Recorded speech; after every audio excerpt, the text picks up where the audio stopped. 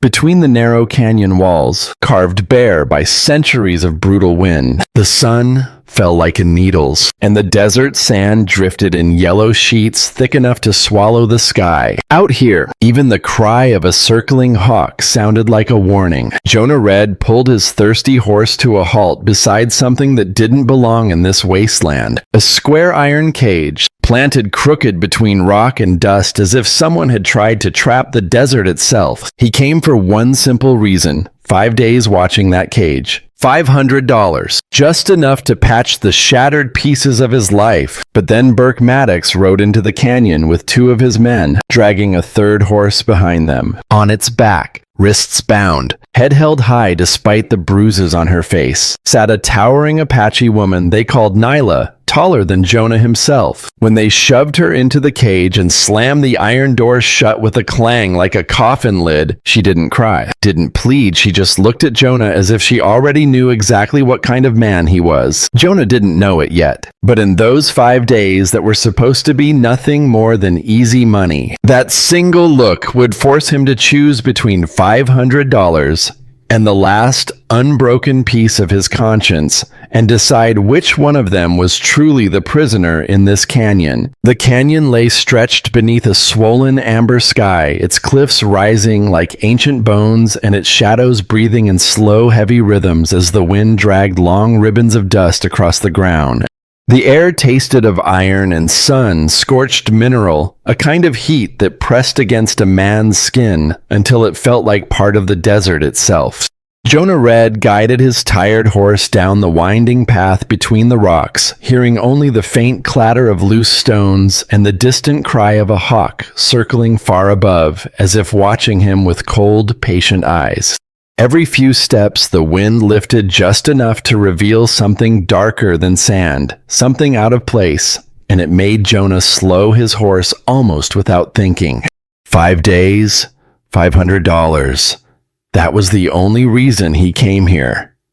The only reason he let Burke Maddox push a contract into his hands and promise the easiest money a man could make.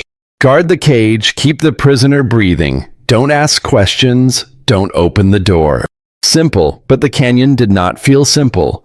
It felt like a place where sound died before reaching the cliffs, where secrets got buried too fast, and where a man could feel the wrongness of things even before seeing them. Jonah breathed out through his teeth and urged the horse forward, and when he rounded the last bend, he finally saw it, the thing that had been sending that cold warning down his spine since the moment he entered this place. The cage stood alone in the middle of the open flat, a square of iron dark and heavy against the pale baked earth, like a wound cut into the land.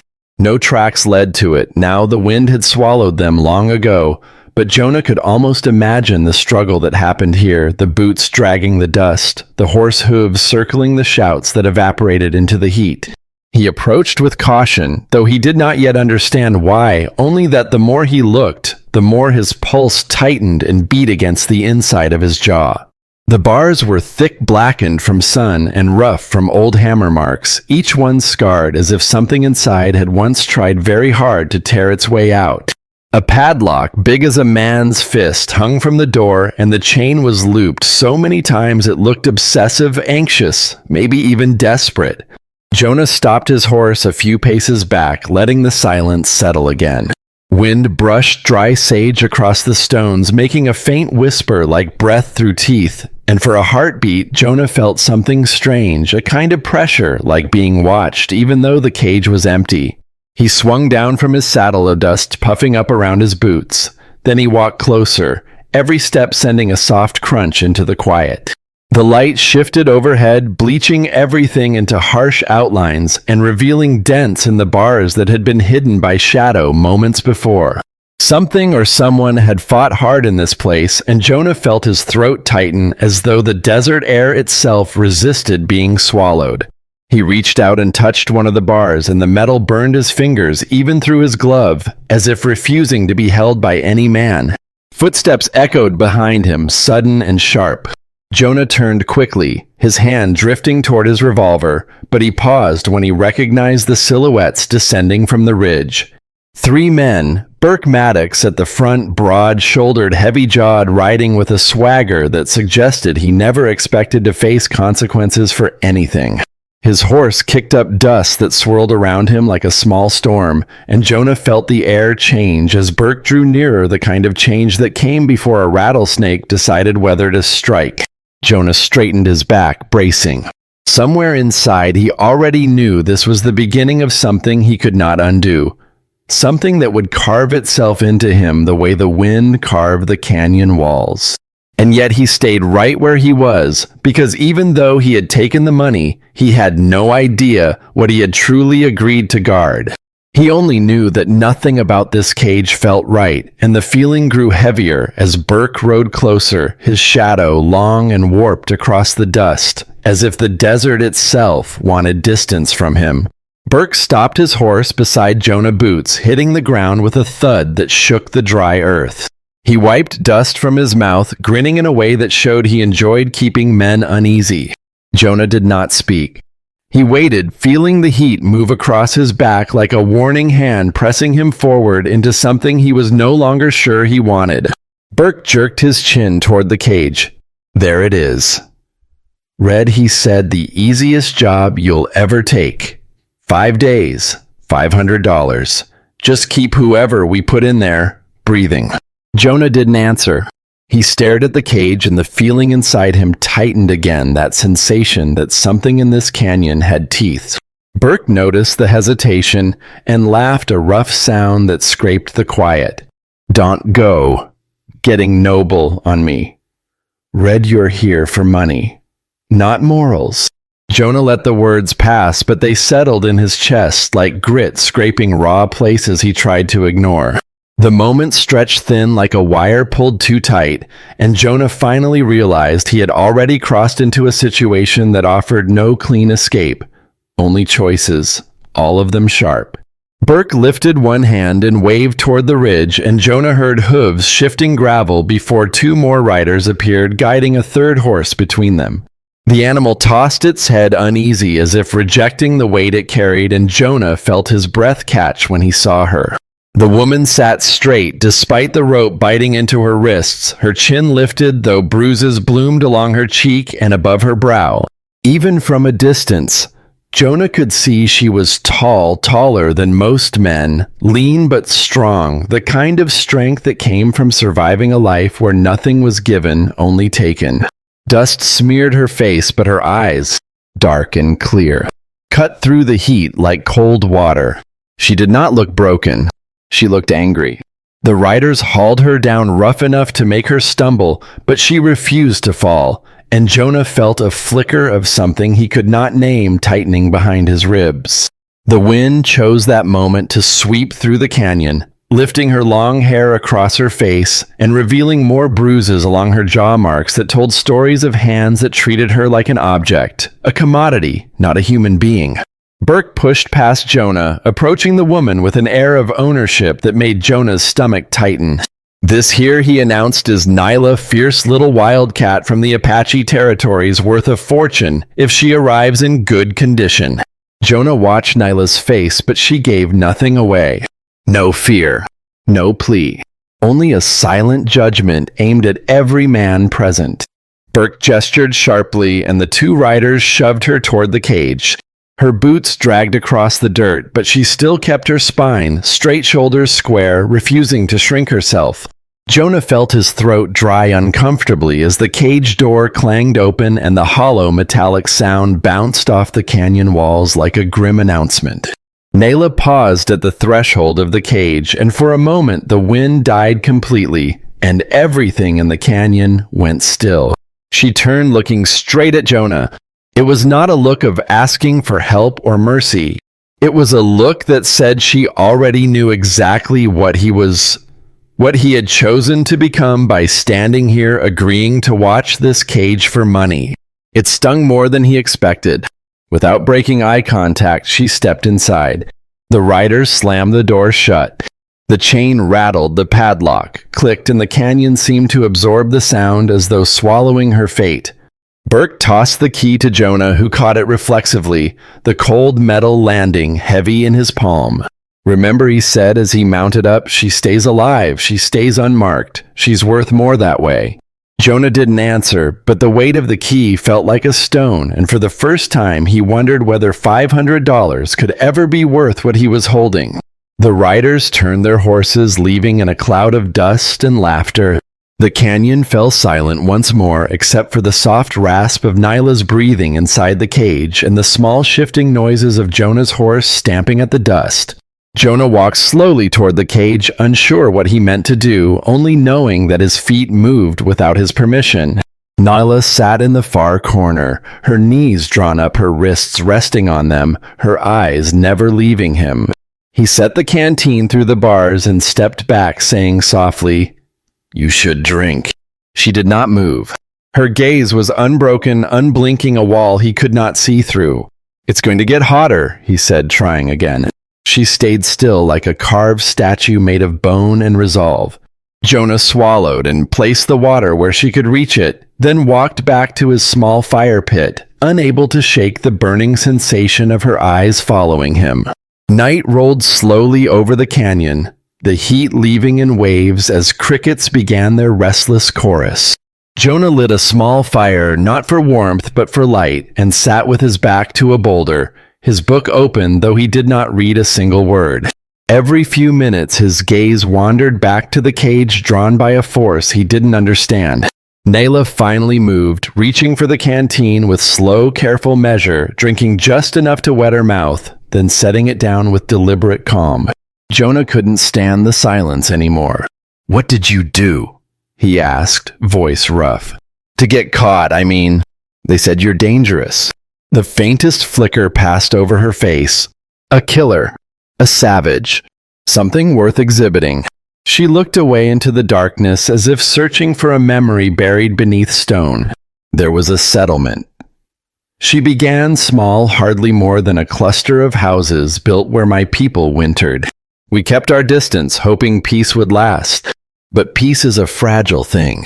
Jonah listened as she told him of the morning men from the settlement arrived first, saying they only wanted the horses, then seeing the children playing by the river, then turning the moment into sport, chasing them, laughing, frightening them. Jonah felt cold despite the lingering heat. "And you stopped them," he said quietly. She nodded. "One man grabbed a girl by her hair. I cut him across the arm. Only a knife, only enough to make him release her. But it was enough for them to call me wild. Dangerous enough for them to return with more men, ropes, chains, and a story that made me the villain." Her voice was dry but steady, hardened by the truth she had to repeat more times than she ever wished. Jonah felt shame prick under his skin, not because of what she had done, but because he lived in a world where her story would always be twisted until men like Burke felt righteous in locking her inside a cage. He stared into the fire, and something inside him throbbed with discomfort, something that felt like the memory of decency. After a long quiet, she spoke again. Now that you know her voice, softer but sharper than any blade. "Will you still take their money?" Jonah breathed out slowly because the question felt like it had teeth. "I don't know," he whispered, and it was the only honest thing he had said in months. Jonah barely slept the first night, the canyon twisting in and out of strange silence as the wind rose, then died, then rose again like the land was breathing uneasy. Near dawn, he heard hooves approaching, slow, heavy, deliberate.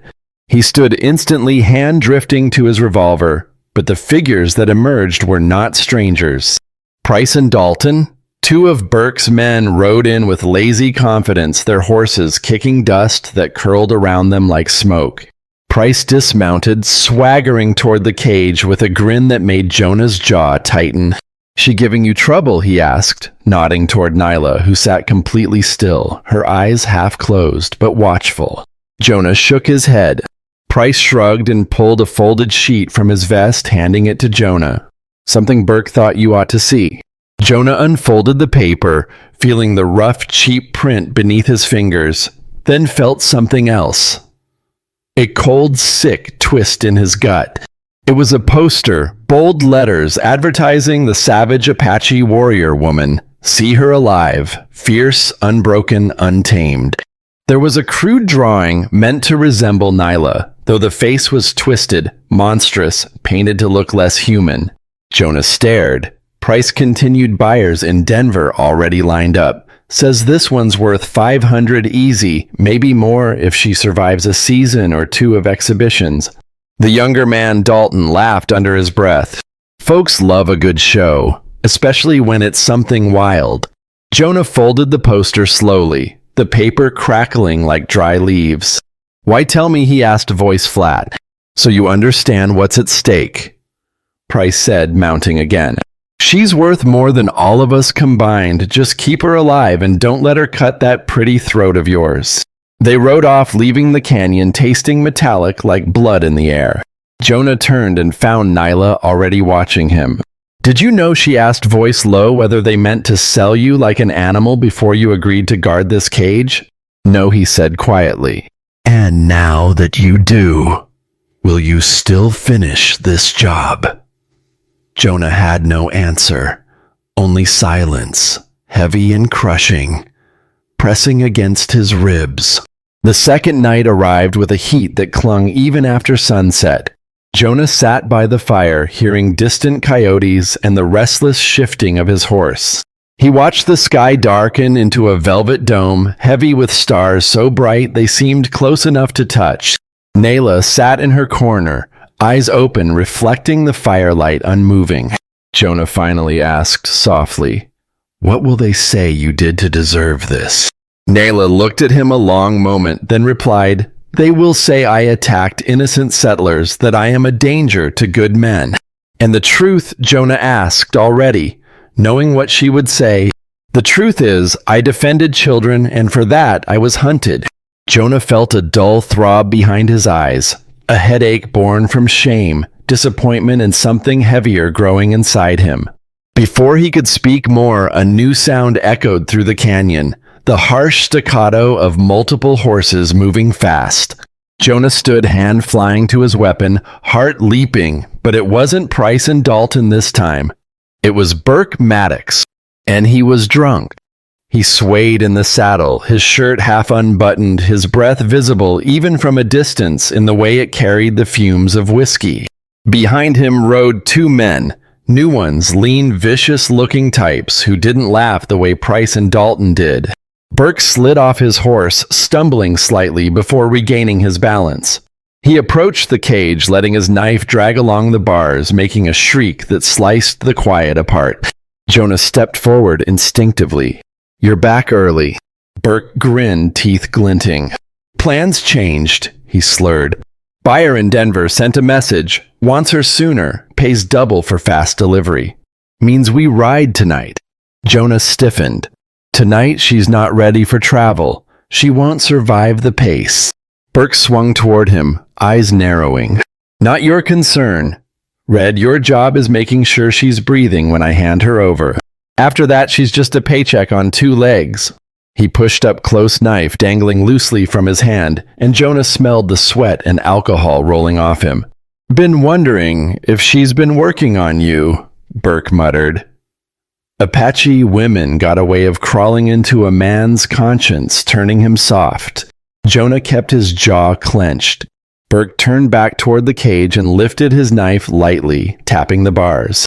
"Maybe I should give her a lesson before we go something memorable." Jonah stepped forward without thinking. "Enough." Burke froze the canyon, falling into silence. "What did you say, Red?" Jonah steadied his voice. "You harm her, you lose money. She's worth more untouched, and you know it." Burke stared, long and hard expression twisting from amusement to annoyance to suspicion. "You getting brave, Red, or just stupid?" He raised the knife again, moving toward the cage. Jonah's hand closed around the revolver before his mind caught up, and the next moment the barrel pointed straight at Burke's chest. "I said enough," Jonah whispered. The entire canyon held its breath. Burke stared, then barked a humorless laugh. "You think you can shoot your way out of this?" Jonah didn't blink. "If I have to." One of the hired guns reached for his holster. Jonah shifted his aim and snarled, "Don't!" The man stopped, hand frozen mid-motion. Burke studied Jonah, then spat. "Fine. You want to die for her? Then die, but not tonight, boys.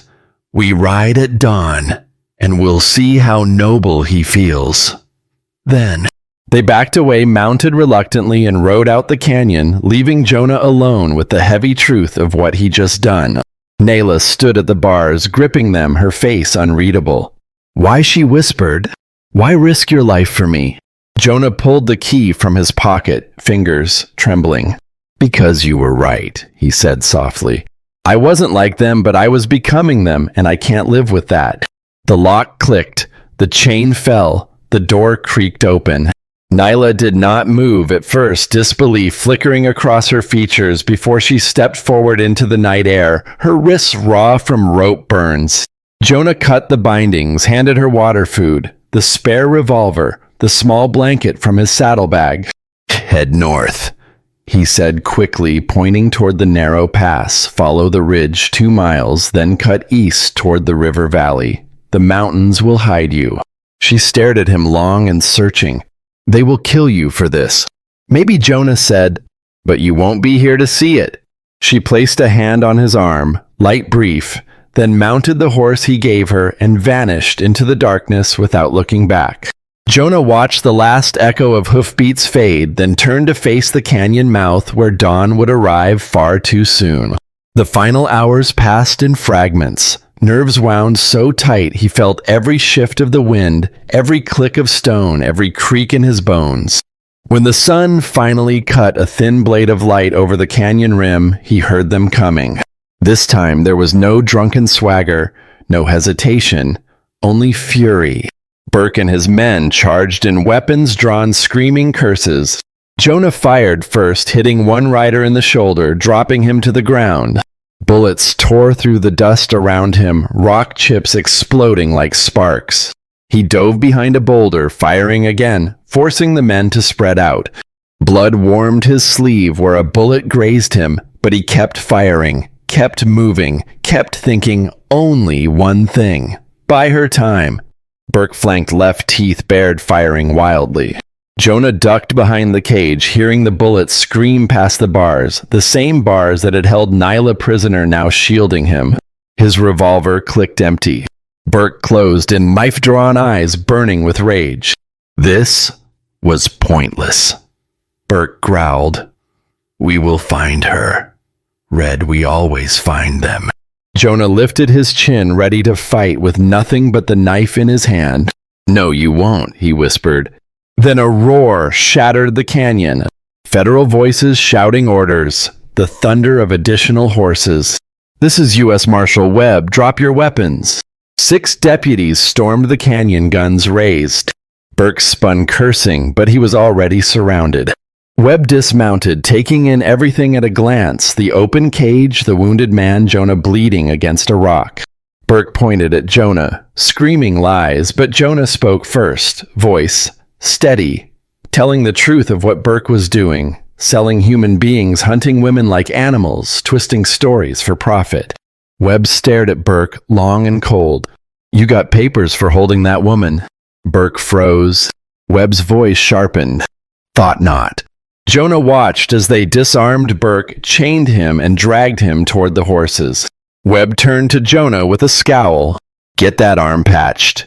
Then get out of here, before I find a reason to arrest you, too." Hours later, Jonah stood on a high ridge staring over the canyon as sunlight rose in soft gold across the desert. His horse was gone, his money gone, his future uncertain. But somewhere north, beyond the ridgeline, a woman he barely knew was free. And for the first time in years, Jonah felt something like freedom inside himself as well. Something raw, small, fragile, but real. He pulled his coat tighter around his wounded arm, took one long breath of the cold morning air, and began walking toward whatever kind of man he might still have a chance to become. The first light of dawn slid across the canyon walls, softening the ragged cliffs that only hours earlier had echoed with gunfire. The wind settled into a gentle hush, carrying the cool breath of morning across the empty cage and the long stretch of desert, returning the land to that quiet kind of peace only the frontier knows. Jonah Red stood on the ridge with his arm bandaged and his shadow stretching thin behind him. His hand brushed the cold iron key, the same one that had once locked a life away, and he felt the weight of everything it had cost him. He knew the road ahead would be harder now. No money, no horse, no promises. But the choice he made tonight had given him something he thought he had lost forever. A reason to lift his head when the sun rose. A reason to keep walking. Because out here a man's life could change in the space of a single heartbeat, and somehow Jonah felt lighter for it. Out on this frontier, sometimes saving someone else is the only way to save what's left of yourself. If this tale stayed with you, ride on to the next story, waiting on your screen. And consider subscribing so I can keep bringing more frontier legends your way.